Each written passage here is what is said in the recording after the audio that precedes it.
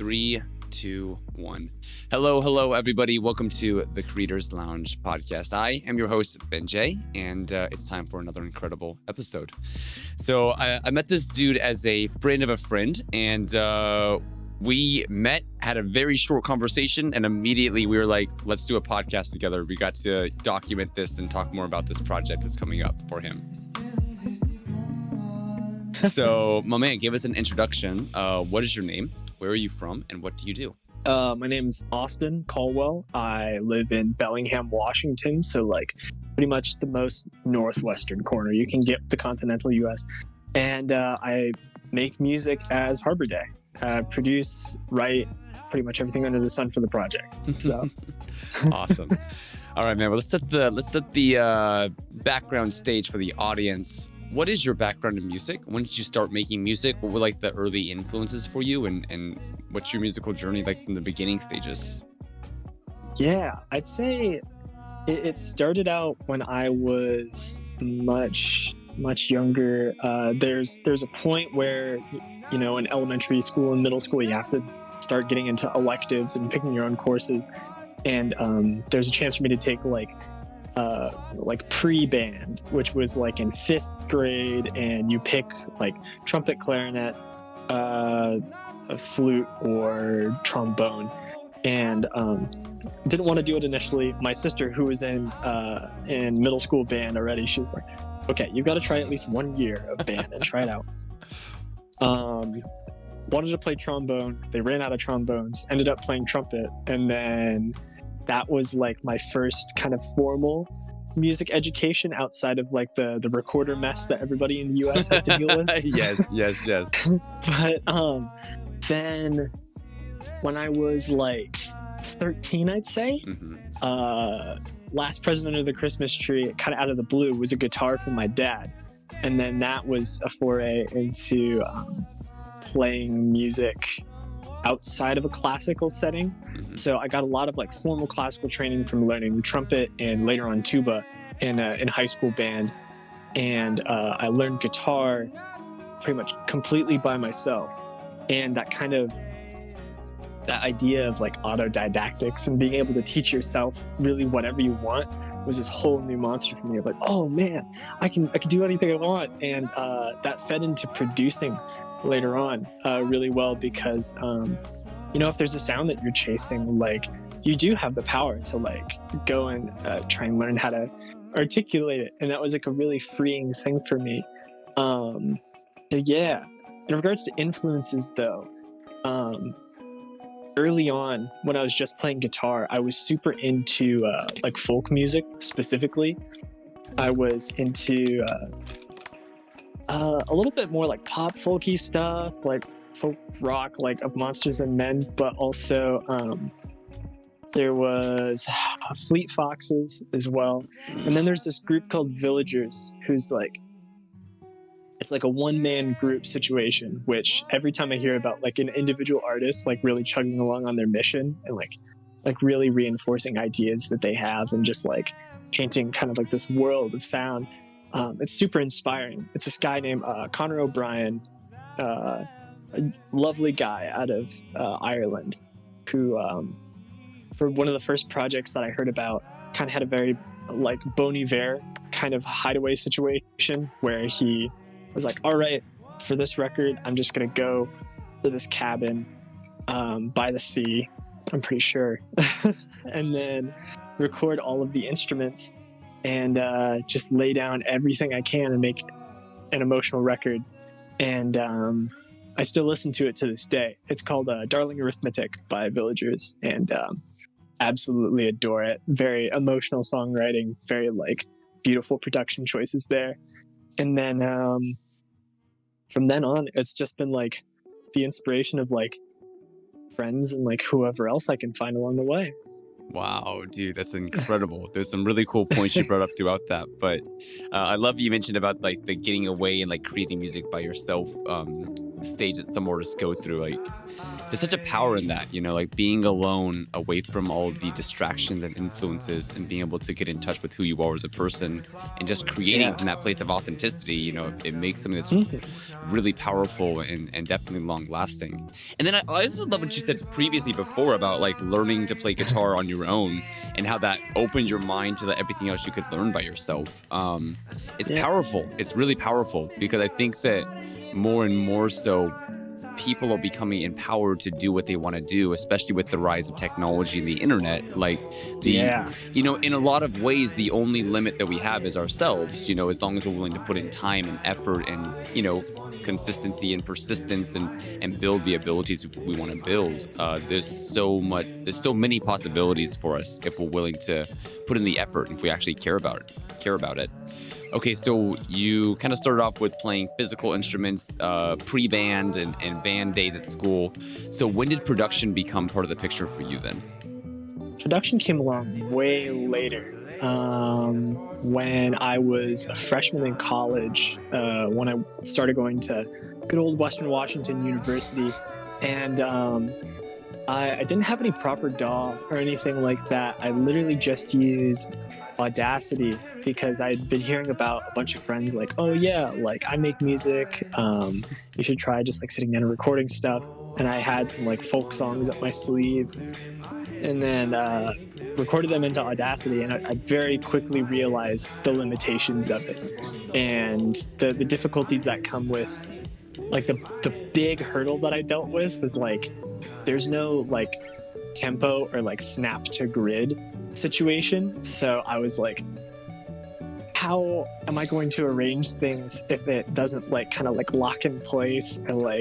And I remember spending one night like painstakingly like stitching parts together and trying to get everything figured out. I was like, no.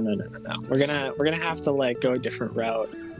So the summer after freshman year, I had a little big boy pocket change for once. And I was like, you know what? I'm going to, but before that, I tried Ableton's like free trial, and I looked at it and I was like, wow, this looks like a flight computer. I don't know if I can maneuver this. Uninstalled after 2 hours. I was like, I'm done with this. Oh shit. Yeah, it was like for a second it was like not meant to be. I was like, oh man. But then I watched videos by Andrew Huang, who like is an amazing like producer, like I don't know, just like an amazing teacher and everything in regards to like sound design, music production, all this. But watched his YouTube videos and I was like, okay, I'm gonna give it one more try. But this time I put a little money behind it. I bought myself like a USB mic, and I bought the intro version of Ableton, which at the time was like $100, and I still use that version today. So it's intro Ableton Live 9, and it doesn't let you use like the max for live things, and it only has 16 tracks. So it's like the virtual equivalent of like just like an old like Casio cassette like mixer. Yeah. And yeah. And ever since I did that, it was just like a little bit of practice every day where I was trying to find ways to get the production skill up to the point where I would be happy with like starting to record those folk songs into it. Mm-hmm.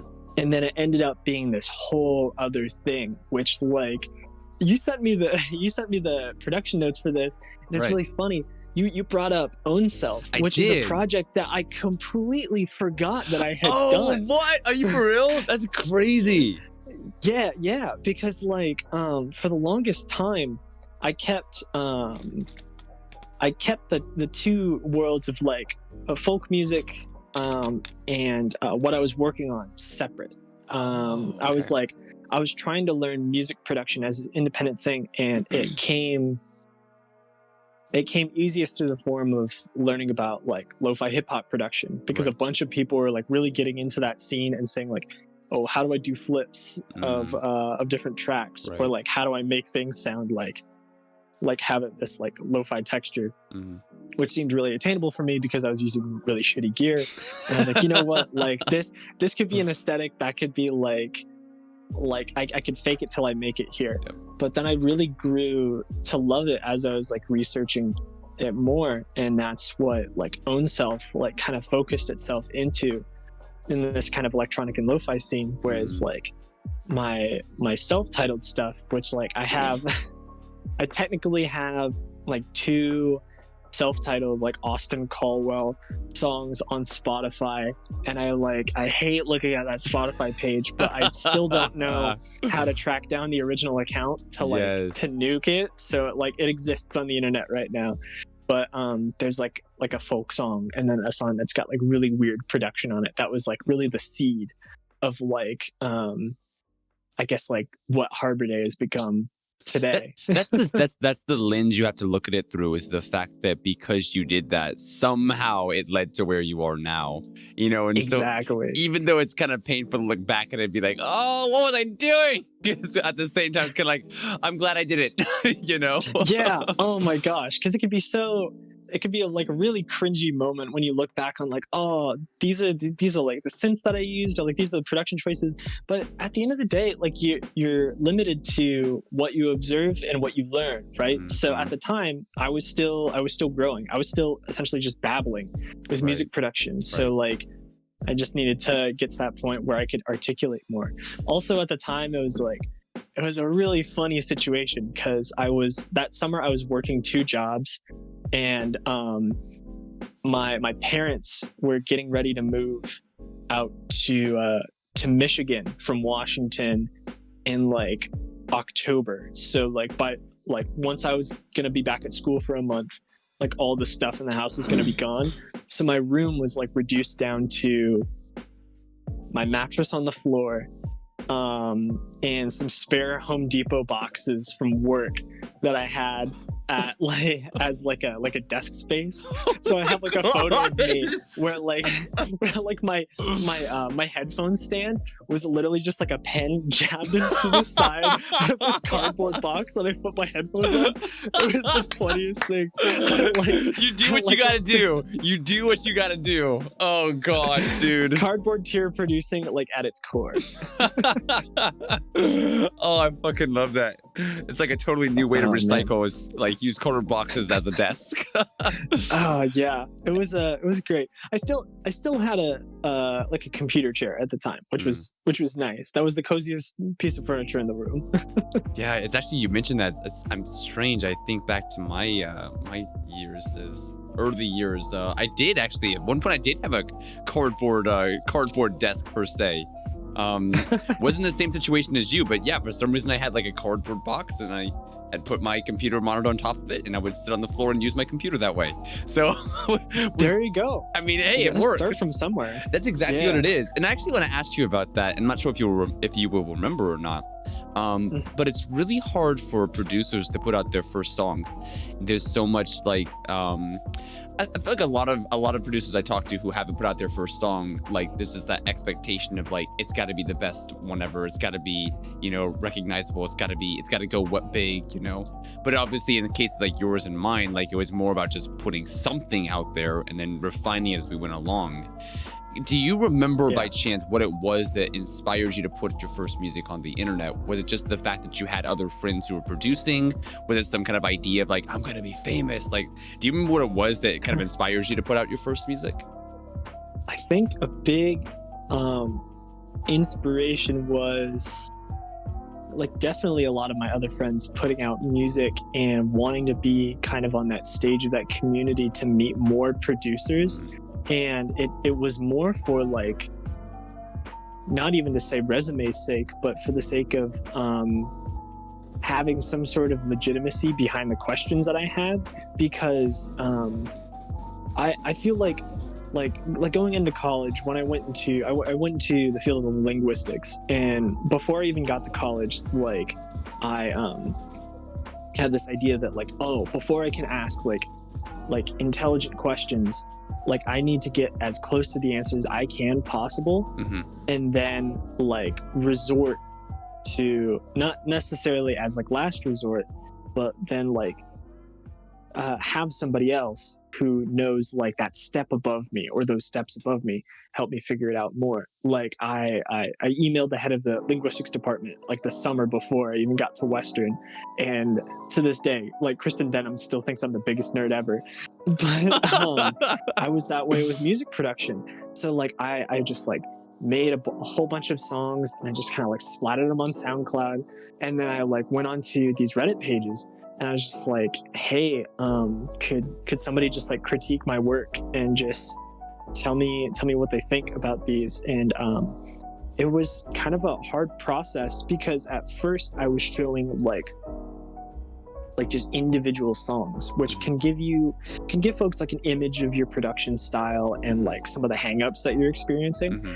But what really helped is my friends Riley, Ice Cream Cult, who's a friend of who's a friend of Andrew's or Ippy, mm-hmm. and Alex, my friend Barnes Boulevard, who's pretty big in the lo-fi scene right now. Right. And both of them, like we would sit down and they'd just be like, oh yeah, I see kind of what you're doing here. Like your tendency is to like mix drums pretty high, and like you gotta be careful of that. And it's like we really fine-tune some of those things down. And like what was really helpful is that like they're both such encouraging people when it comes to music production, mm-hmm. and that like it could be like you could give them a turd and they could find a speck of gold.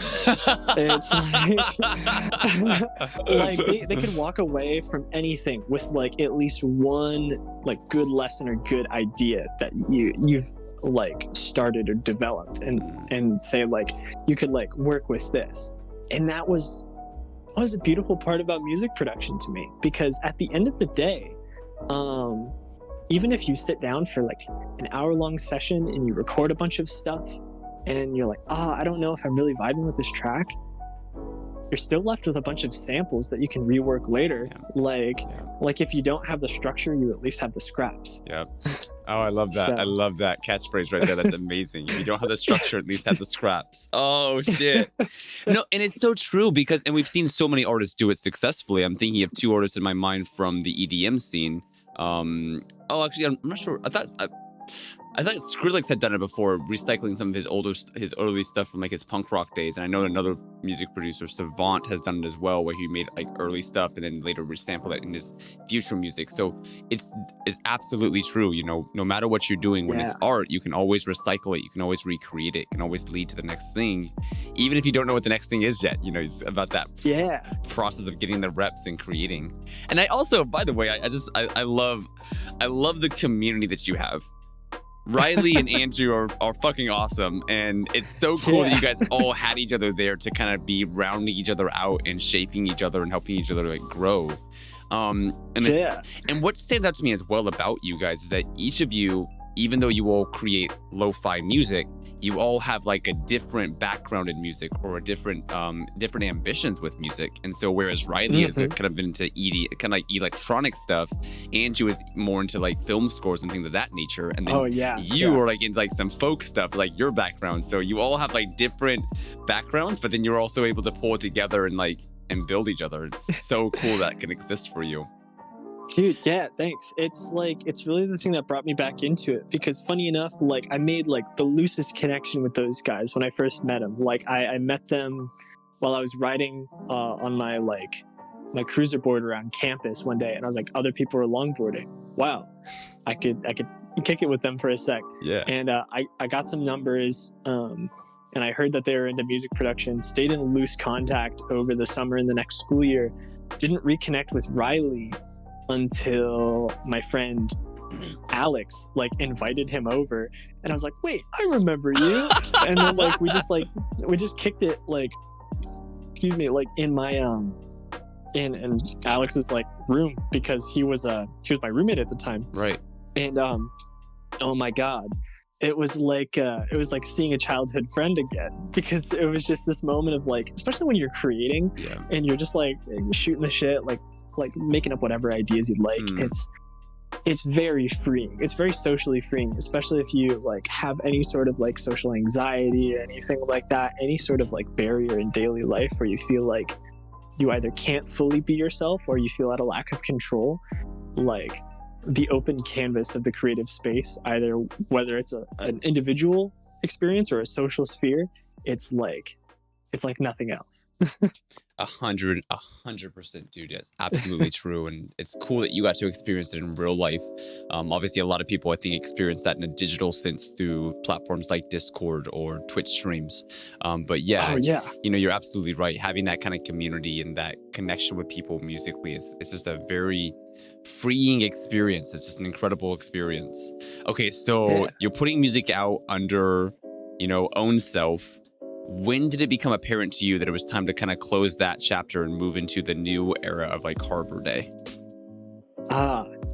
Well, I felt like my production skills had gotten to a point where I felt more comfortable recording stuff. Mm-hmm. And I had tried it a little bit with like self-titled stuff and like made like a completely folk track, and then made like an attempt at like mixing a bunch of genres, which turned out like really weird, but it was like a really fun experience. It's this song called like Astrally that I made that used like math rock chords, which like this math rock was actually the seed of like the whole music theory behind Harbor Day, because beforehand my knowledge of guitar was very like based on like barred chords and like the various open chords that you learn like at the very beginning. But math rock chords are based a lot out of like bossa nova theory,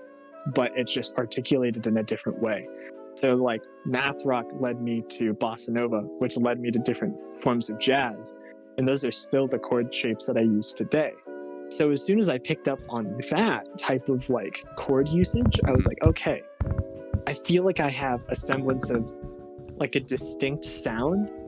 I want to see if we can work with this. I want to see like what we can do. And I think the clincher was I made like a Twitter poll. It was so funny. I was like, there were some people, I can't remember, like less than like 50 people at the time, like that were following me. I was like, hey, like I'm thinking about like mixing genres. I was like, should I keep these genres separate or should I mix them together? And then like I think it was like a vote up by like one person, like out of like I don't know. It was just like the tiniest tiebreaker possible that led me to think like, and at the time it was like a poll that was really affirmational, right? Like I really wanted to do it, but it's like when you want to flip a coin on something, you know which outcome you want. And you're when waiting I put up for that poll, final push to get you there.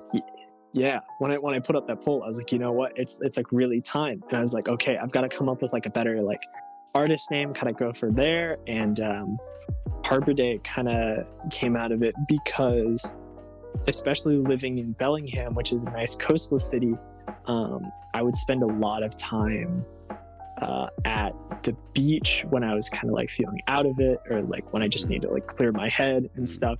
And the original, I guess, mission or purpose of the Harbor Day project was creating music that people could kind of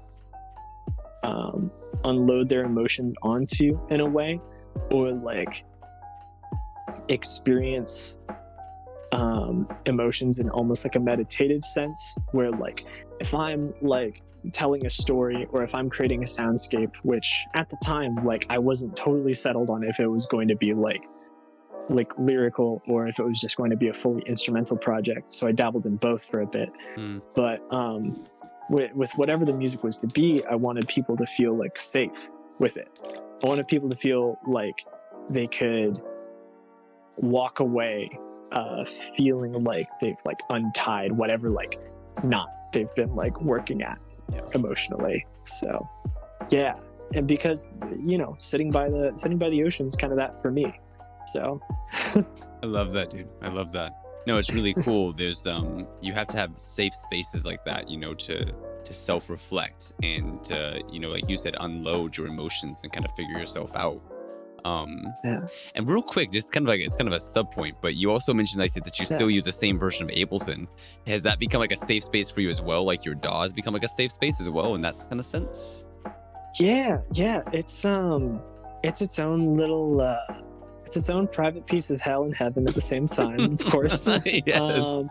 But yeah, it's a place where I feel like I find more and more as I use it, it's become more of a vulnerable area for me. And like my my partner Katie has like pointed it out to be more and more as she kind of like listened back to my older stuff. She's like with my newer music, she's saying like you like sound more sure of yourself. Like not like even when you're not singing, like you sound more sure of like who you are with what you're doing. And I think it's good to have like a journaling space like that. And I feel like I try and use Ableton as that. I remember there was one day where I was working like a really kind of dead end transcription job for a while where I had to drive like 2 hours there, 2 hours back every single day. What? Fuck. Yeah. I was really pushing myself because I was like, oh, it's the first like job in my field, like directly after college. Like I can do this, but like, you know, I was too into that mindset of like trusting the I can do this over like, you know, looking at it health. Objectively, exactly. Like, oh yeah, 4 hours 4 hours travel time, dude. Yeah, that's fucking hell right there. Yeah, but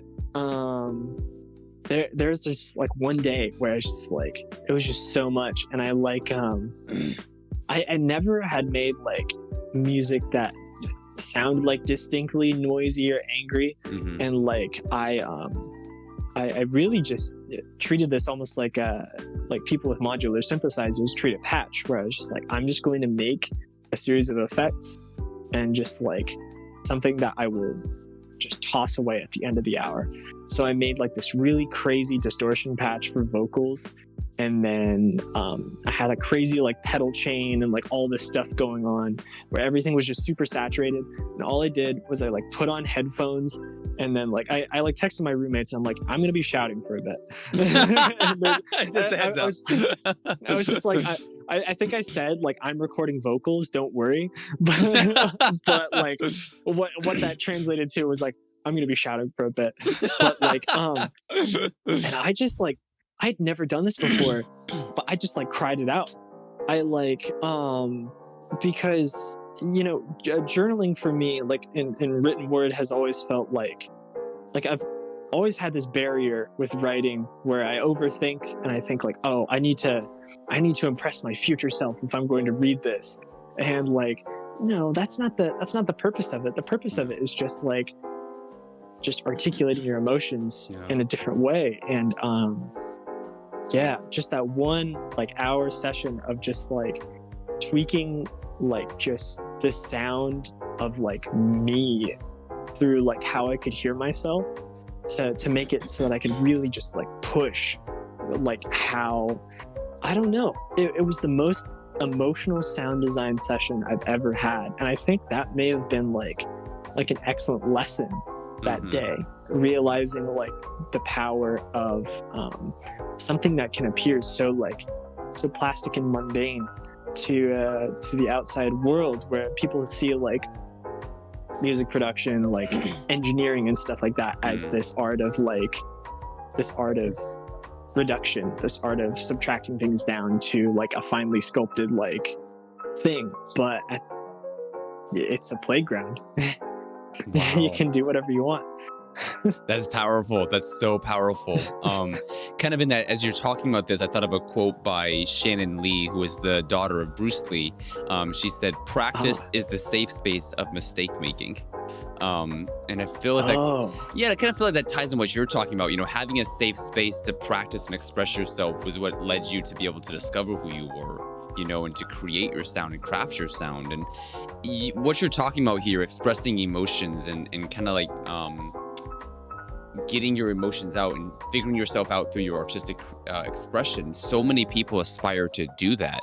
And what I want to ask you specifically, because a lot of people, you know, are trying to do that. They're probably kind of questioning how to do it well. For yourself, Austin, do you think, I'm trying to think how I want to ask this.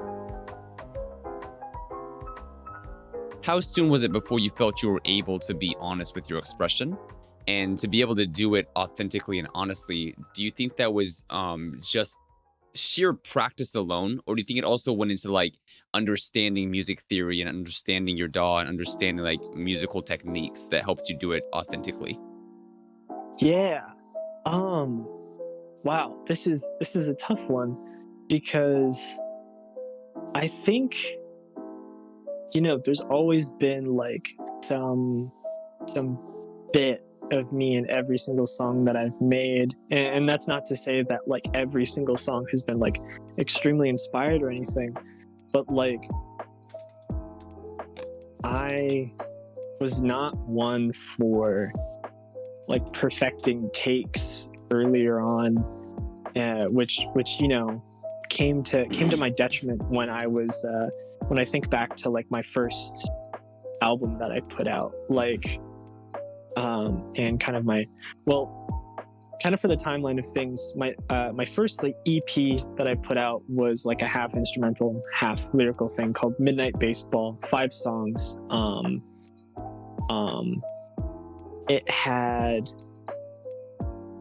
a surprisingly emotional song called Let Me Know that came out of just reflections on a relationship. It was very vignette, very like sporadically anecdotal, and I think the main reason that it came across as emotional to me was because of how the vocal take was accidentally like good. Like I didn't know much about like miking distance, how to like process vocals afterwards, and I just felt like comfortable like treating it like it was a diary for a moment. And like looking back on it, it's like kind of hard to listen to because of the higher production knowledge, and also like that was kind of like a tough subject for me to talk about because it's just very nuanced. Right. But as time went on, it kind of muddied up, where there's some times where I was focusing way too much on the production, and I was like, oh, I still need to do the vocals. And the vocals were always, and have always been, like my biggest fear. Even though, like when I was in school, I actually was in the vocal ensemble for a couple of years, where like before school would start, I would like get up for this choir class, and I wasn't trained for like an upfront part or anything. My first day of choir class, I had a cold, so I was trained as a bass 2. So yeah, Wow. Like, when I should have been trained probably as like a baritone, but there's also just like a need for basses, so they're just like, all right, we're gonna train you down. And especially as my voice sits like naturally at the end of the day, like this does not sound like a bass 2 voice. Right. But yeah, so I never learned like the parts that were really upfront and not without support of other voices. So what happened was I quite literally had to find my like leading voice in regards to like pitch control. What tone did I feel comfortable with? And then I've always felt a lot of power in like writing, and had a lot of good experiences with making lyrics that I'm like really proud of to this day. But the biggest struggle has always been the articulation, creating an emotional experience that like not only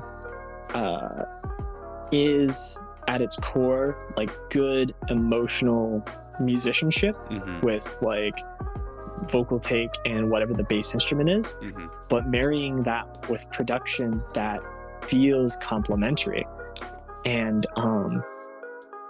you're asking like when I really felt like or if I have really felt in tune with that.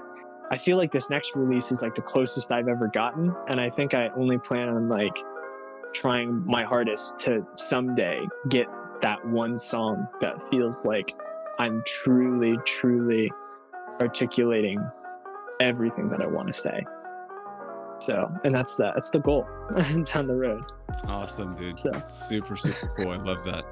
Yeah, it's a journey, right? And so wherever you are, how's that phrase go? There's that classic adage of today is the oldest you've ever been, the youngest you'll ever be. And it's kind of the same way with music production, right? Like at this stage right now, you're the best you've ever been at music, but you're also not as good as you could be yet. You know, there's always room for development and very growth, true. you know, and so the human experience is definitely mirrored in the musical experience as well, of crafting who you are, aka crafting your sound, discovering who you are, aka discovering your sound, you know, the emotions we go through, the processes that we use, and it's always changing, and that's the exciting thing. Yeah. And additionally, I also love what you mentioned about discovering your voice, because that also goes back to the fact that if you're willing to put in the time and mindfulness into it, you can actually create every aspect of the worlds we live in. So in the early days, it was more about crafting your sound in the DAW. And then like even with your voice, it was about crafting your voice to make it how you wanted to sound, you know, by practice and exploration and guidance and everything. And I think that's on a bigger scale. I think that's something that I wish the audience would take away from it, because that's something I've done for myself as well, is recognizing that in any kind of field you're working on, whether it's artistic or a real life situation, you know, if you really do put the time in to explore something, you can figure out how to manipulate it, you know, to work it to your favor and kind of create the way you want to live your life, you know, whether it's a job or relationship or a characteristic or a mindset. Yeah, life is very, very malleable. We can create it if we're willing to put the time into it. And by the way, congratulations to you, Austin, on putting in all the work, you know, to get to where you are today and everything.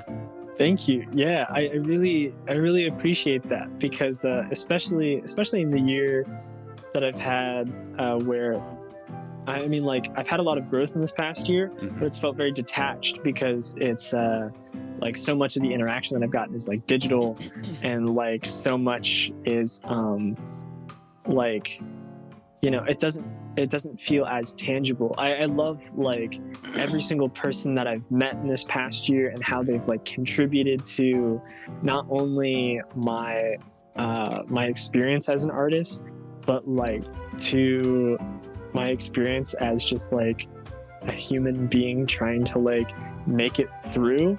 Because like you never know what kind of connections you're gonna make on the internet, right? You never do. Yeah, so it's a beautiful thing that I think is taken for granted quite a bit. But yeah, I feel like for the first time this past year is first time I've felt like I'm at home with folks on the internet. So, but it still has felt, it's still interesting. Yeah, you know, a little bit of dissonance there. Yeah. Oh yeah, like my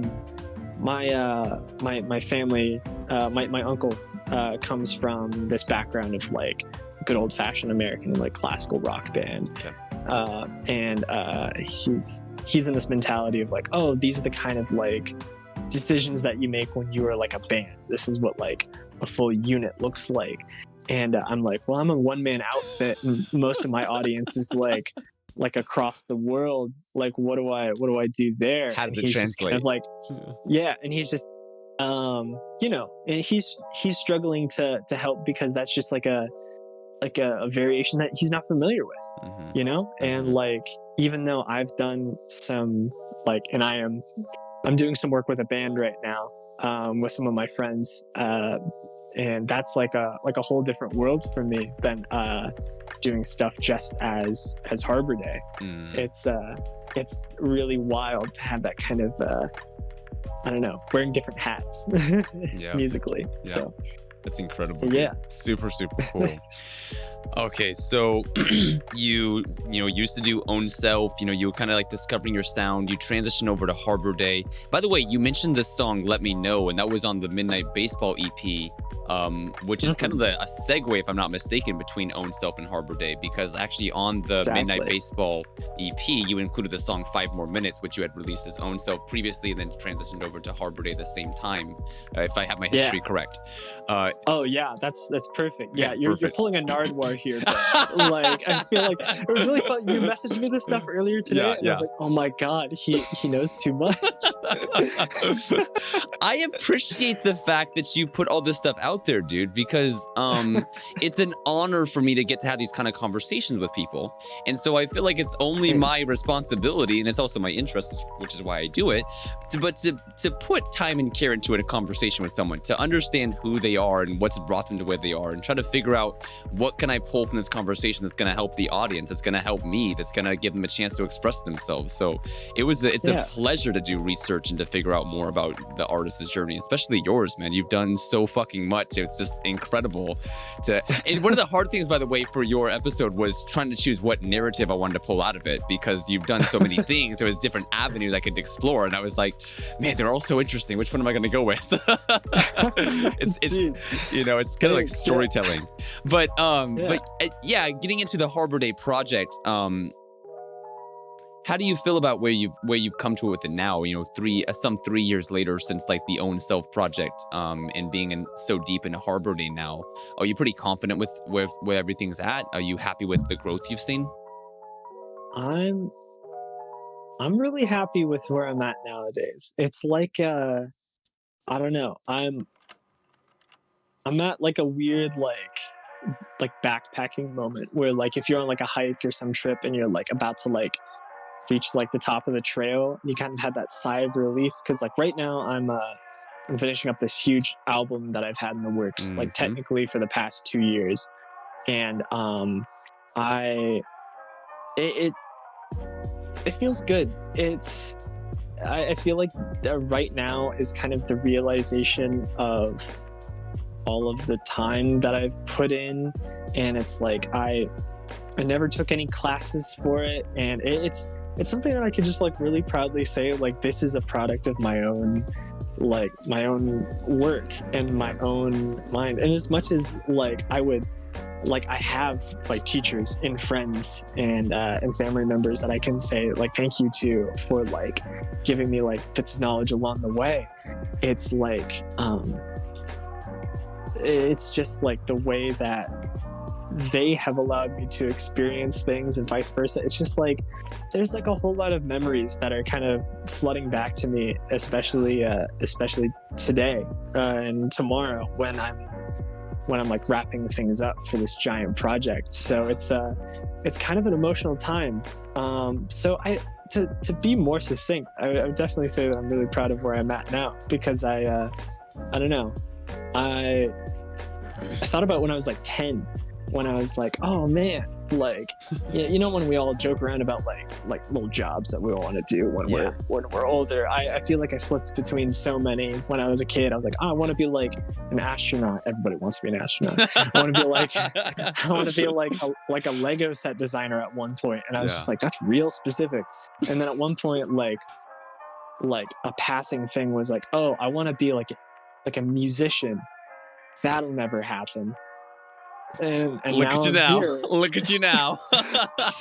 So I never thought it'd be like this possible. So yeah. Good for you, man. It's good crazy. For you being on the journey and just kind of creating yourself along the way. It's beautiful. And I love what you said about, you know, being at that kind of introspective moment of looking back at what's brought you to where you are. It's not as deep as yours, but we've kind of had like a change of the seasons here in Korea, where we're going from spring to summer. And here in Korea, there's a very distinct change in the weather between those two seasons. It's not even anything like specific, but I walked outside the other night and I was like, oh, it's warm, and there's a different like smell in the air, and I was like, it's summertime in Korea again. And that took me back, and that was like listening to a certain song, and it took me back in time to like previous summers I've been here. And it was like I was thinking through all the people I've met in the past year, the good people, the people that hurt me, you know, just the different experiences. And it was a moment of like gratitude though. because I was so grateful Yeah. that I'd had those experiences and that they'd shaped me and brought me to where I am now in a good sense.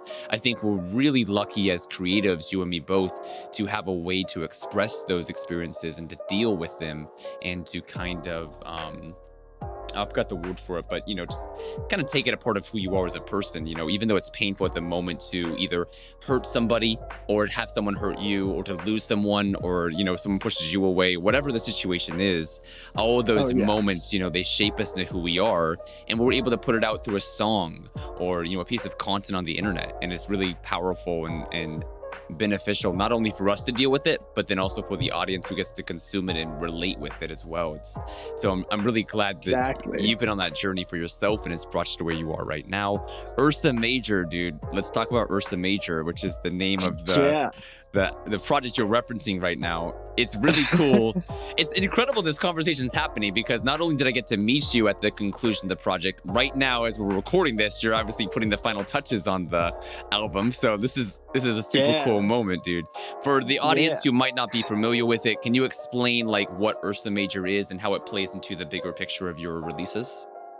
Yeah. Yeah. So Ursa Major was this kind of uh, long-term concept project that I had where I wanted to release seven related, or I guess, yeah, seven related releases of music to represent like the seven stars in the Ursa Major constellation that would accumulate into this like one big like album at the end that originally in my mind was seeded as this idea of just production practice and like the idea of familiarizing myself with like pushing things out and learning that process. But more deeply became this like this narrative of essentially, especially with how like COVID coincided with the one primary year of focus for production, kind of just the emotional depth of like a single year for me and kind of everything that went on. So what I did was, it's 20. I still don't know 26 off the top of my head if it's 20, 26 Mhm. or 27. I miscounted the other day. Okay, gotcha. So I like, see. but yeah, but there's 18 of the songs from the album like Mhm. already out now that were released in 3-song packages about like month and a half, 2 months apart, all like throughout 2020. Mm. And the original idea was that, and still kind of holds true, that each of the stars kind of has their own like production characteristics and own like little story that helps to develop this broader narrative. And the storyline of the album is kind of miraculously loose in that it's from the perspective of a kid finding their father's cassette like in a basement, and kind of like just suddenly tuning in at a very like young age and understanding this world of just like how their like father grew up and like all of the various hardships that they experienced in their life, and just kind of just the depth of a person through all of these different lenses of like the brighter, more jovial moments that are going to appear at the beginning of the album to the darker, more introspective, like, why am I here? How long will I be here? Kind of narrative. And yeah.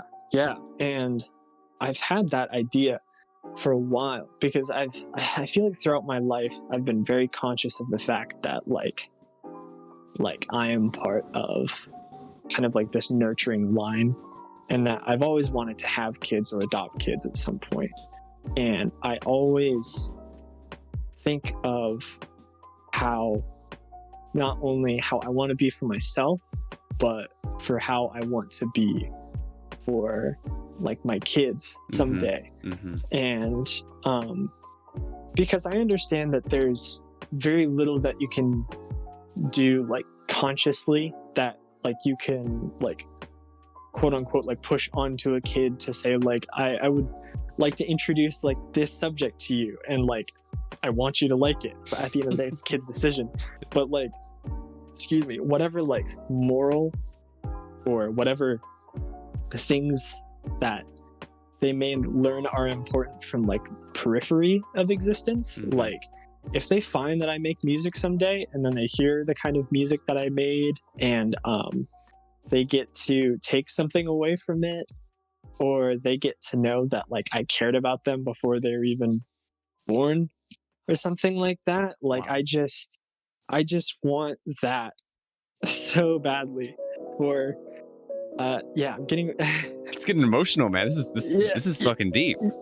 yeah I just yeah and this stems from like I had a really good childhood. Yeah. I and like everybody has like a different interpretation of like what goes on from their own perspective, but even though I come from a home where like my parents were like divorced and parents had to spend like a lot of time at like work to try and like really care for us, right, and like make sure we had everything possible, like even though in like the early like jaded mind of mine I was like, this is like time away from nurturing and all this stuff, and I'm like, why is there not this like true unification that I see in like other families? But it's just what was being done was just providing. And in this world sometimes like the only thing you can be capable of, especially within like, and I don't want to go into too deep of a conversation about like economic systems, but within a capitalistic system, like sadly all you can do sometimes is provide. And I'd rather put and ensure that I have the emotional work put in now so that I can have something of mine that shows like nurturing worth now, like just in case things get like oh so difficult later on that I won't be able to do it myself. And I swear I won't let it get to that point. Like I don't know, I'll take paternal leave. Screw it. Yeah, like, right. Straight up.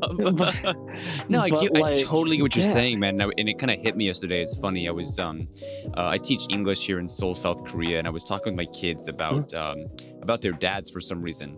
And so I asked them, I was like, the question, I don't remember it specifically, but it was basically like, what do you think about your dad or something? And the answer was like, he's always working.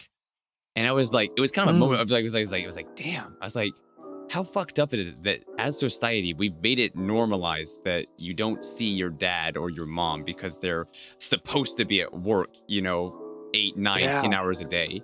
And like how normalized it. And like, it's crazy, dude. Like your kids like associate you with being at work. Like you don't even get to be there for like they're growing up, and even for myself, like you said, like growing up in the States, like even though same as you, I had a great childhood, like I was like, that's actually true for me. Like my dad was often working a lot, whenever I was young. I didn't really understand. I didn't really have that comprehension of like, economic systems that realized like why.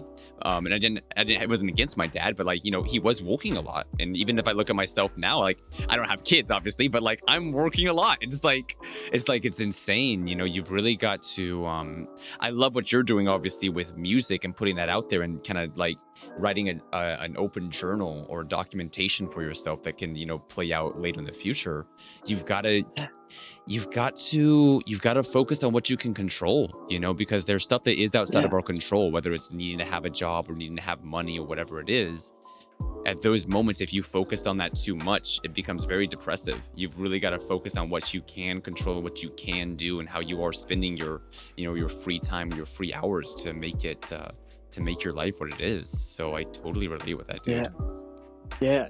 It's going back to what you're saying about just like so many people can relate to that narrative with their parents. Just like I will say that like just from that thought, I guess this album is innately to a degree anti-capitalist, because no individual child should have to have like class consciousness to understand why their dad isn't home, right? Right. Like it's kind of a screwed up set of rules that we have to deal with, you know. But like you're saying, like the best thing that we can do day by day is be conscious of that, but also understand how we can like work within systems, Right. and then, you know, inform how things can change, Do better. idealistically, right? Because every change in human history, every discovery started out with somebody dreaming. You know. Yeah. So No, absolutely, dude. And that kind of goes into what we've been talking about a lot today about, you know, looking at the finer details of what we can control, what we can manipulate to make the bigger difference in the bigger picture. And so, and obviously, you know, when you're working with a society or a cultural thing, like, that's going to take, you know, decades, unfortunately, but there is small things we can do now to get the wheels turning and everything. It's kind of funny that we touched on this now, because I'm actually doing another podcast tomorrow with a friend of mine, and it's probably gonna touch on some of these political issues as well, because they are very kind of an activist. They wanted to bring it up a little bit. So it's on everyone's minds. It's on everyone's minds right now, and especially I think it's related back to COVID, and kind of in a positive sense though, I think, because like with COVID, you know, you mentioned previously about getting comfortable with online friendships and relationships on the internet. Like that's also been a benefit of people like working from home and working, you know, through online platforms. And so that's one of the I guess the silver linings of COVID, you know, is the fact that we were able to see there's different ways to exist, and you don't have to be in an office, you know, from 9 to 5. There's other options for us. So yeah, exactly. It leads to better quality of life and much more emotional like work management, you know, whether from the self or from others, because like especially when you're working autonomously and you don't really have somebody directly like looking over your shoulder to say like you need to get this stuff done on time, it's hard to develop your own sense of like motivation for getting stuff done. True. And it's a hassle, but everybody has the capability of doing it, because I've always had this mentality of like everything that humans have done were meant for humans to be able to do. So like if it wasn't possible, which of course there are limitations at times, but like if it completely wasn't possible, then nobody would have done it. And that means that just nobody's pushed the boundaries on it yet. Right. Yep. So yeah, you've got to be willing to question, you know, and kind of explore stuff. Same ways. That's why we have the fucking airplane. You know, some people question like, hey, why can we not fly? Wait, birds can fly. You know, like, and start questioning stuff and figuring it out. So, and sometimes it also goes into working with boundaries. I thought it was cool that you mentioned about only having like 16 tracks in your Ableton, because even though that can be a limitation, it also forces you to be more creative. And so I have another friend, and she's a more of an electronic producer, but she talks about that a lot. She's making very heavy like dubstep, tear out, that kind of stuff, so heavy EDM genres. But her concept for sound design is to start with a very simple sine wave and then manipulate it with, you know, modulations and filters and things. And so she's always saying, go back to basics, build a box and break the box, build a box and break the box, you know. That's such a cool ideology to work with, because and you can always see kind of the family tree of where your ideas come from if you start from the same origin point. Like this just gets deep into producer talk. The amount of shit you can do with just a sine wave is like unimaginable. Like, I mean, like sine wave is the building block of like every other single waveform, just due to like addition and like because of linguistics, I had to do a lot of work in psychoacoustics and understanding like how just the physics of sound works. And miraculous, dude. That's intense, but it's definitely beneficial. yeah. There's some beautiful creations out there that start from something very, very seemingly rudimentary, and like I think it's it's all about being willing to like break those boundaries. So like, and what was your friend's name again? What was her name? Her name's Akuma. Her name's Akuma. Akuma. Yeah. Okay. Cool. She's based in Los Angeles, and yeah, she's done really well for herself. She's been able to get signed to put releases out on some of the major labels in EDM and do some really incredible stuff for herself. So yeah, really, that's amazing. It is. I'm really proud of what she's done and what she's become. But I always love to talk about that concept of like starting with basics and then breaking it, because it's super. It's cool and it's attainable. You know, if you can set, like she says, if you build a box, if you don't know where the limits are, build a box, break the box, and then you can kind of keep growing through that process of, you know, rediscovering yourself, recreating yourself. Yeah. Jumping back to Ursa Major, you know, you had the idea about doing like the 7 releases. How much thought did you put into the overall project? Did you really plan it out at first, or was it something more of like you discovered it along the way of what you were doing with it, what you were saying with it? I feel like the narrative definitely unfolded more along the way, because I did have a catalog of songs going into even putting in the first EP out there. Funny enough, it was a project that was supposed to be much smaller and happen like the summer prior to 2020. Excuse me. And oh man, it was wild, because originally I was like, okay, I'm gonna put out this whole album. I'm gonna like try and do this like over the summer. And I realized that I was like, I don't have the for whatever reason, I'm like at a very harsh lack of motivation, because of like it was one of my first summers where I was like in town and like everybody was gone pretty much. So I felt like I was like tragically by myself in a lot of ways. But I found that I couldn't produce lyrical stuff. So that ended up being the summer that I made Ursa Minor, which was kind of my farewell to making instrumental tracks, because I wanted to give myself like a harsh point where I was like, okay, I need to focus on making stuff with lyrics and like pursuing narrative. And that was it. Signed, sealed, delivered. 7 songs, done. Try to collaborate on as many of them as I could, so I could say that I made something with like a bunch of my friends. Like Andrew's on the first track. Ippy's on there. Party. Yep. You did a song with Barnes Boulevard. I'm not sure if it was on that one or not, but yeah, there's a couple tracks on there. Cassini. Yeah, that's I think that's my number 2 on Spotify right now. Okay. I think like some lo-fi page picked it up, which is kind of cool. That is cool. But it's interesting to try and maneuver stuff like that when I'm like trying to rebrand primarily as like bedroom pop. Right. But the moving forward from there, making Ursa Major was this kind of ambitious process of like thinking, oh, how big can I make this? And in my brain, I was like, okay, 10 songs is my limit. Okay, 14 is my limit. 14 seems like a good number. And then it went to like 21. And I was like, okay, wait a second. It's getting bigger and bigger. Yep. And because originally 21 was like such a solid number for me, because it was going to be like, all right, just like 7 releases, 3 songs each. That's a perfect amount. But I realized that I wanted to give it more narrative, more depth. So I was like, okay, I need an intro and outro.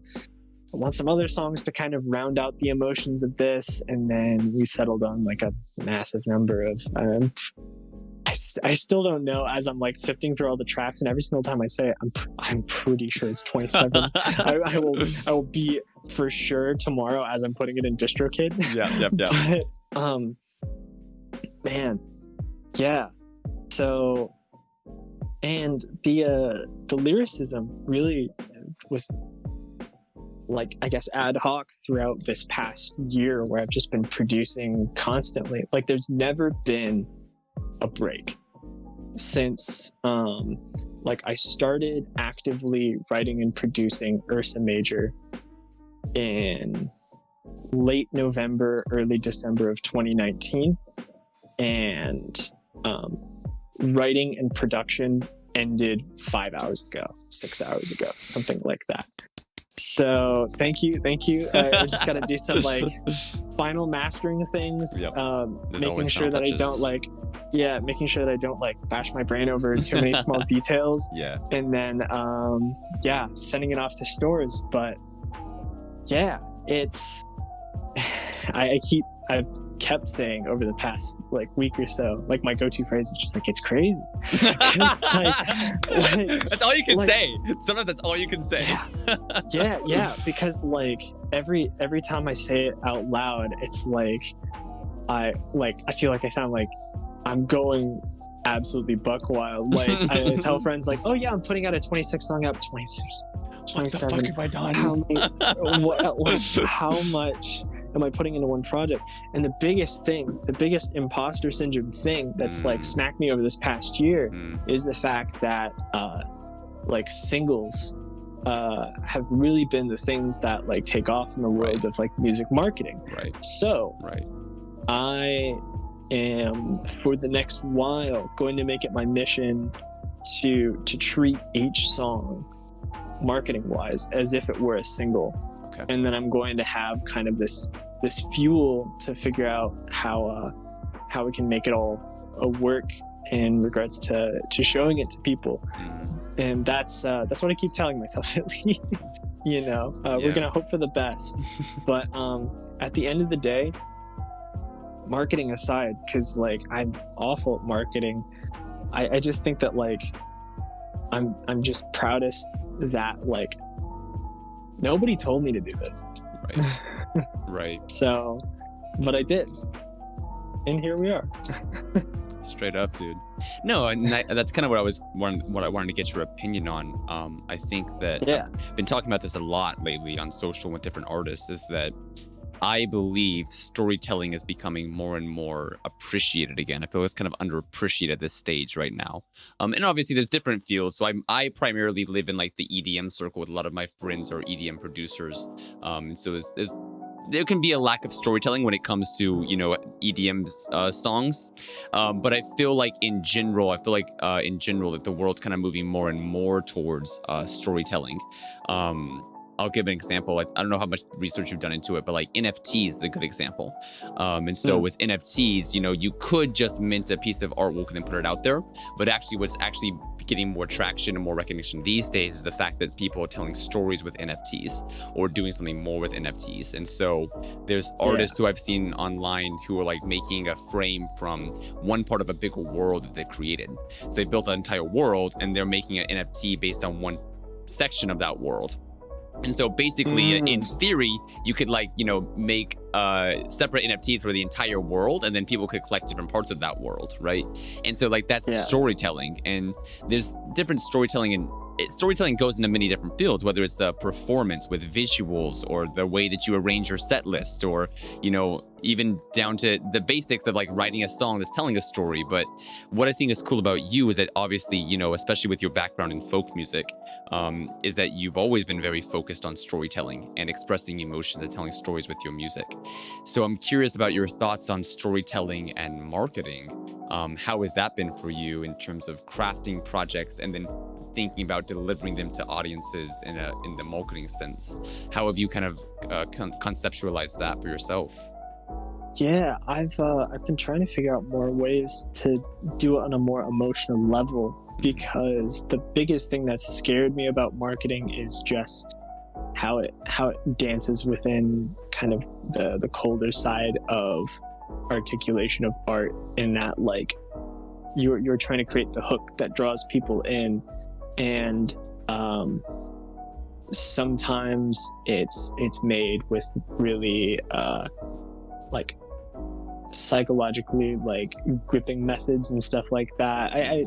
I was involved in the idea of like game theory a lot, because originally I wanted to be like a concept artist, work on video games.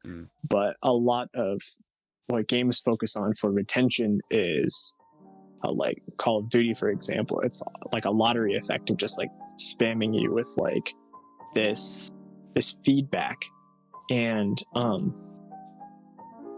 I've always been scared of creating unethical marketing that grabs a listener for no reason other than they've been gripped but I think I want to, like, you're bringing up storytelling, and my attempts in the past, partially because like I've been so focused on production, but I've also just like been in school, and like I haven't like focused in time specifically on marketing. The biggest things that have worked thus far is using TikTok and like using it in like a semi-casual sense, where I would follow trends, kind of do whatever, but I would just kind of let people in. Like I would go on live a whole bunch, like especially when I was like, and I don't advise doing this, but like when I was running that dead end job, like when I was on my car rides to and from work, Yeah. I would just like set my phone on the dash, Right. and then I would just kind of like, I would talk. Yep. I would just like talk, like listen to music, jam, or I would just like let whatever out. Yep. And then I think what that did was allowed people to understand more of me as like a human outside of the realms of like I am creating like music, as opposed to like all the other people on TikTok are like if you listen to my song 1 billion times, you can keep me from getting a minimum wage job. And it's like, no, that's not what it should ever be about. Yeah. Like you're not like, because at that point you're just making like a farm of people, right? You need to make connections that are as emotionally gripping as the connections that you want to make in real life if you want to make something work. So I think you're giving me some really good ideas with just storytelling, especially because like Ursa Major is all about something that is very I don't know, it just like, you know, kid goes down to a basement, discovers like rifles, just discovers something of their father's. Right. I think like it would be really cool to do almost like a fireside talk, or almost like something that is just very classical, just like have the song in the background, explain what the song is about a little bit, and then just kind of like let people experience it as they come and go. But I just you're giving me a good idea of how to make something really like just inviting. At the end of the day, I want like my marketing to be as reflective of who I truly am as a person as possible, not who I am as like an artist, because the idea of like having an artist's image for me feels a bit too like far apart from, I don't know, because I feel like the idea of like the artist image pulls into the idea of like the industry in a lot of more traditional ways, where a label comes in and like works with a band on making them as marketable as possible. And in a lot of ways it was like there's this rock star mentality, or like this like untouchable creativity that you see in some artists, where it's like, oh, they create like art pop, they're so far out there with their ideas, or like, oh, they're this genius and their name just happens to be Jacob Collier, and they do all this stuff. Shout out Jacob Collier. Shout out Jacob Collier. Honestly, like big inspiration. I'll never be as good as Jacob Collier, but I could hope to just like I want what he's having, because like, geez. But yeah, I think for me, I just want to meet people.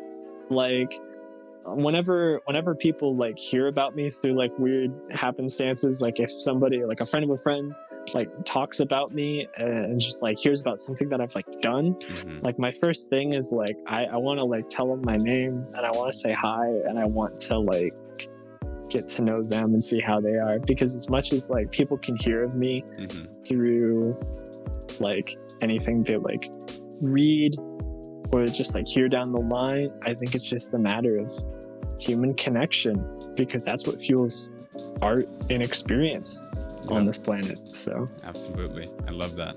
Well, it's funny because, and I've kind of seen this happens two ways. Again, going back to storytelling, for a musician, And I'm sure there's other ways to go about it, but I've definitely seen these two ones as like the major ones people often fall into.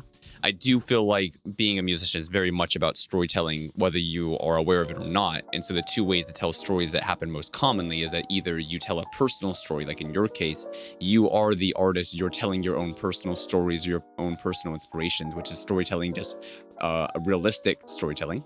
Or there's other people who go more of the creating a narrative storytelling. So people like maybe, I guess Daft Punk could be one example of that, where they've kind of created like their own, storytelling through the characters and situation they place themselves in. And there's a lot more than just them. Even I'm going to throw back to my the person I referenced already, Akuma. Akuma is also getting more into that as she's building more of a team that's helping her create, certain imagery around the character and stories she wants to tell with the character. So you can either, do the authentic, the organic, not authentic because it's authentic both ways, but organic of like, this is my story, I'm telling it, or here's the story I want to tell and I'm the one telling it, through another character, so I love that what you're doing, because that's the same thing I've done as well, is like tell my own story rather than creating characters, because if you're going to create characters, it takes a lot of you need to have like graphic knowledge and graphic design abilities and that kind of stuff. So it's definitely easier to do it just like the here's my story, I'm telling it. And I've also by the way though, Austin, like I got to give you props, because I feel like, I'm not sure if you're aware of it or not, but like you already have been telling stories, like you said, with TikTok lives and with the music and everything. And that was one of the things that stood out to me about you, was the fact that you were telling stories with everything you did. And I loved it, because I think that a lot more people are going to be doing it, but I'm not sure if they know how to navigate those waters of like how to prioritize stuff and how to put stuff together and how to decide on final details and everything. Which we should jump into that. Like, you have done so much, man. You've done music, you've done albums, you work on the album, you've done EPs, you were a radio DJ for a bit of time. You mentioned some of the full-time jobs, part-time jobs, university, even you'd be doing a performance tomorrow, you've done live sets. Like, it's fucking insane, dude. It's very, very hectic. Do you have any time management tips? Like, how have you managed all of that as far as time and emotions and health and everything? Yeah. It's been a struggle, of course. And just so you know, the performance isn't until like June 12th. Okay, very good. June 12th. So yeah, but I think time management tips. It all boils down to what works best for the individual. I have always been a big fan of starting by like plotting out everything that you've got going on, everything that like may be itching your head of like, I know I've got this meeting that I've got to go to like later on, or I've got to get this production done for a client by the end of the month. Boil it down to its basic points as like a checklist of like, here's everything that I know that I need to get done. Not necessarily within any certain time range, just like let whatever panic you may have articulate itself into just getting stuff out onto a page. As soon as you can see it as like a list, for me at least, it really helps me compartmentalize, where I say like, hey, okay, well, I may have all this stuff going on, but only this is the amount that I need to get done this month. And this is the amount that I primarily have the power in like working on. And I think a lot of it is organizing it into what you can do day by day and what are good confidence boosting tasks. Confidence boosting tasks are super important to me. And for me, those are the simple things that you can get done in 15 minutes or less. Right? Whether that's something that you actually have scheduled or something that you fabricate to get you kickstarted on something. So if I'm having like a pretty dry like mental day and like I'm not really feeling it production wise, but like I've gotta finish like doing some production for a client or something like that, I'll be like, okay. I'm just gonna sit down with Ableton for like 10 minutes and I'm going to make something and I'm not going to have any expectation of it. All I want to do is make something. and you work with it, you tweak, and you may walk away with like seemingly nothing that you would want to like export, nothing that you'd want to like show anybody. But when you're tweaking, when you're trying anything, you're learning, right? I think the one thing that hinders productivity and time management for me is doing something that feels relatively the exact same multiple days in a row. Where like, as much as you can like go, like say you have like a daily routine where you go on runs every morning and you take the same exact route every day. Like it's fine to do that. Just try and think about something different while you're on that run. Try and have like a slightly different motivation for every single time you go on that run, and you will understand more and more of the complexities of like a simple task. And I think that's the beautiful part about a human mind, is that, as you were saying earlier, it's all about our perception of things and how we can manipulate internally how we feel and how we can interpret what is going on in the world around us, to say like, okay, I'm not in a motivated state at all, but either like, who are other people that have like brought forth motivation from like seemingly nowhere, or like think back to like, oh, what are other times where I've been like truly inspired, like what initiated that? And it's not necessarily that you need to come to a conclusion. It's like, mindfulness and meditation isn't about like answering a question. It's just about posing a question. So and I live by, especially in the past year, I've like lived by meditation. Right. Like, Yes. oh man, like Headspace was like free right now, and I'm like, oh, this has been a lifesaver, because it really helps you like hone in your mind in different ways that you wouldn't expect. Right. Especially if you haven't been like outright introspective before. So, and like everybody's been introspective to an extent, but being able to like sit comfortably with your own mind is like a very, very powerful skill. So time management and productivity really comes from what you find is most comfortable. Sometimes it can articulate itself as like weakness in some ways, where you're like, oh, I get distracted by stuff. And you may find that the thing that is the most powerful productivity tool may be that thing that you're distracted by, right? Yeah. So that's awesome, man. I love that. No, it's really cool. Yeah, you've definitely got to get comfortable with your own mind, especially whenever the world's crazy. Because if the world's crazy and in here's crazy, like it's a fucking game over, you know? Oh yeah. Life is that balance of like being quiet in here when it's crazy out there, and sometimes when it's quiet out there, getting crazy in here to create something new. You know, like it's that constant back and forth of like playing the opposites. But yeah, that's super cool. And then also I was curious about like deadlines. Like how do deadlines fit in this as well, dude? Like, you know, obviously you talked about, you know, planning your time well, executing on your time well, being productive. Whenever you do have those moments of like anxiety or overwhelm, but the deadline's getting closer, like, you know, how do you deal with that? Is it just meditation, or is there something else that helps you like with a looming deadline? How does that affect your creativity and everything? It's interesting because a lot of the times the deadlines are self-imposed. So it's a matter of like, for me, I have the comfort of saying like, when is my like breaking point at which I need to like push the deadline? But up until that, if I'm dealing with things that are more external, it's a lot of just taking time to sit and like plot things out to their rote points, like that, like making things as like relatively simple as possible. For me to think about is really, really nice, because as somebody who deals with like a lot of anxiety, when you get into a high stress moment, like I think of things in a lot more complex format, even if they're like extremely simple. So if I can break things down to building blocks so that even if I'm at my most stressful state, I can still think of like, there's at least this one little thing that I can do right now, even if I feel like I'm just completely like locked in place.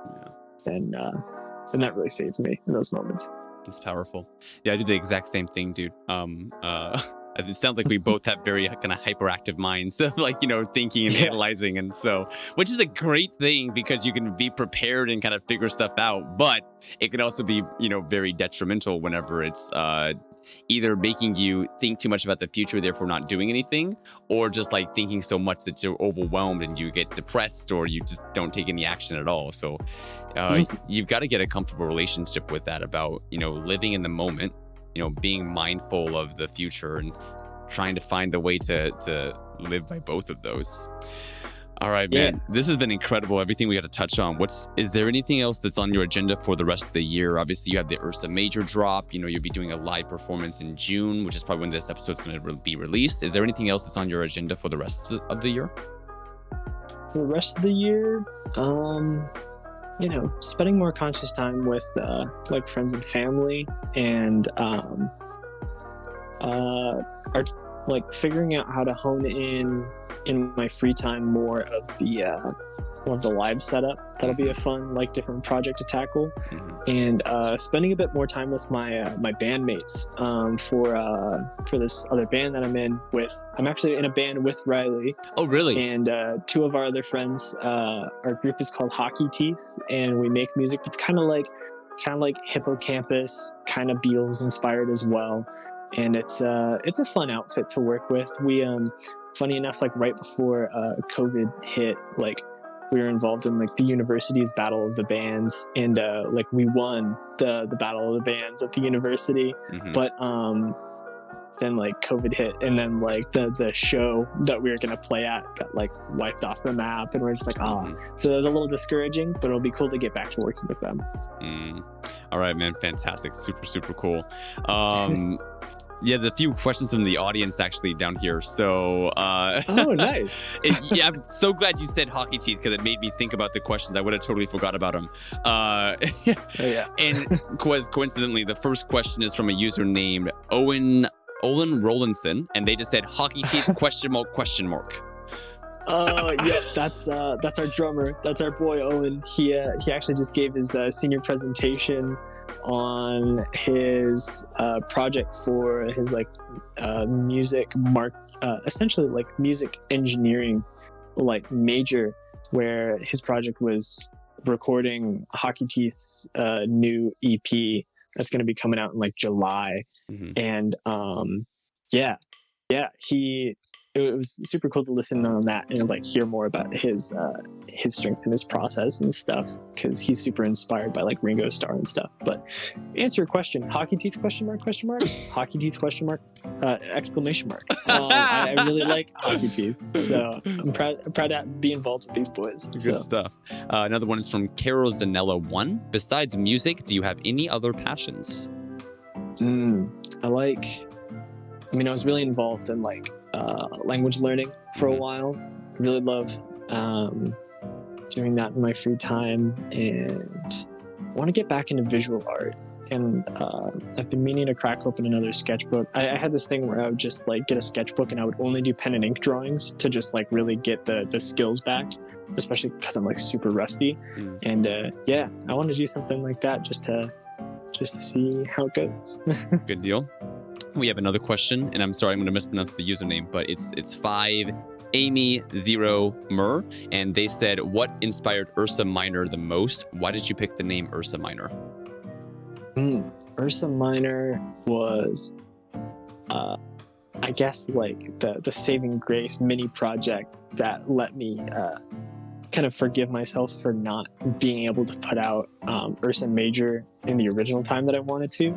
And I originally had this idea of it's all going to be this one like big package, but like Ursa Major ended up being its complete different narrative. So Ursa Minor was just ended up being its own little its own little group of friends because, you know, everybody that I know who's a producer pretty much like got to work on it with me. So it was really nice.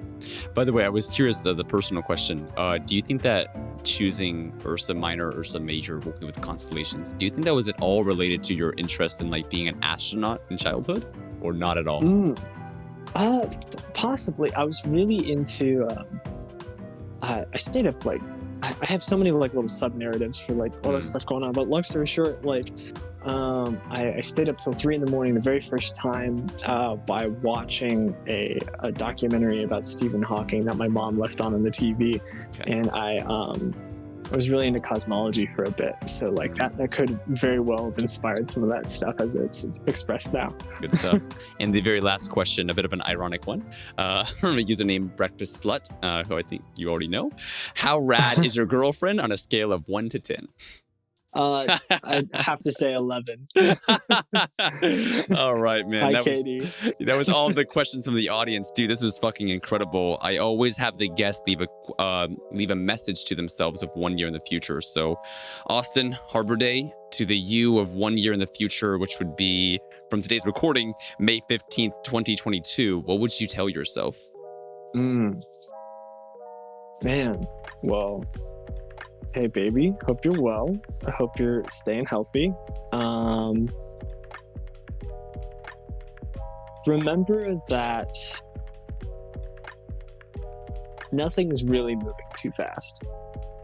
When things feel like just everything is kind of crashing down on you and everything's a bit overwhelming, just remember that you are exactly where you are and are meant to be at any given moment. And it's a matter of like how you work with the moment that you're in that'll really determine the outcome. And I just hope the best for you. Beautiful. Yeah. Beautiful. I love that. All right, dude. The last thing we have to do is a speed round. So I'll ask a very quick question. Just give a very quick response. Are you ready?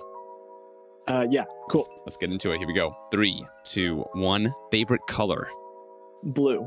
Favorite food? Mac and cheese. Favorite day of the week? Ooh, Sunday. Favorite movie? Grand Budapest Hotel. Favorite song at the moment? Boy by Stupendo. What leisure activities do you enjoy? Acrylic painting right now. What countries do you want to visit? Egypt, Italy someday, Sweden for sure. All right. What languages do you speak? I speak English. I speak Spanish. It's been a while. Yo hablo español. Je parle français, French, and it's got العربية, which is Arabic. I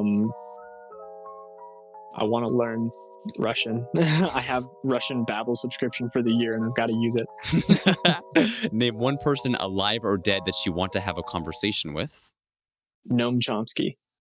And last one, how do you want people to think of you? Fondly. All right, man. I really appreciate you coming through, sitting down, giving us this very in-depth look at the project that you've created. Is there any last words you have for the audience listening? I just hope you get a good night's sleep tonight. I love it. Everyone, I cannot tell you enough. Like, you really need to check out Austin's music. Whether it's only Own Self or Harbor Day, it's all phenomenal. I put it on last night as I was preparing for the episode, and I was just like totally chilled out. The music is amazing. The production, the different elements, the storytelling, the lyrics, the singing, like it's just an incredible experience. And I'm so happy that we got to talk today, before the drop of his album. So please, everyone watching, please go follow his pages, give him some support, send him a DM, show him some love, and we will see you on the next episode. Everyone take care, have a great night, and talk later. All right, see you. Dude, thank you, man. That was incredible, dude. How do you feel? Dude, thanks.